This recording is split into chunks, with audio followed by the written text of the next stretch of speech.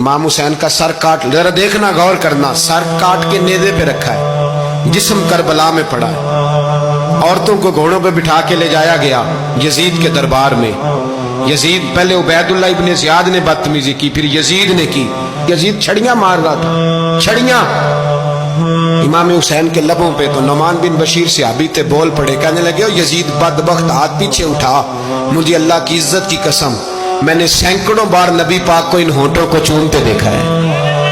हजरत जनाबे ज़ैनब औरतों के मजमे में पीछे होके बैठी हैं। यजीद के पास जब पहुंचा लश्कर, तो यजीद कहने लगा, देखो अल्लाह ने मुझे इज्जत दी और मेरे मुखालिफों का क्या हाल हुआ।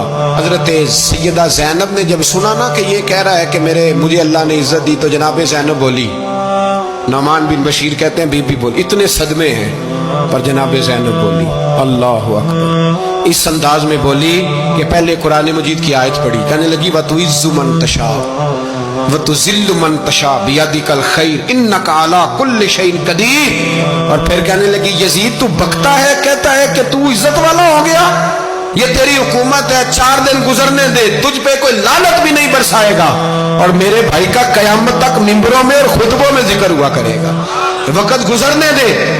जब जनाबे बीबी ज़ैनब बोल रही थी, तो हुजूर के एक नबीना सहाबी पास बैठे थे, जनाबे नुमान बिन बशीर का हाथ हिलाया, हिला के कहने लगे, क्या अली आ गए?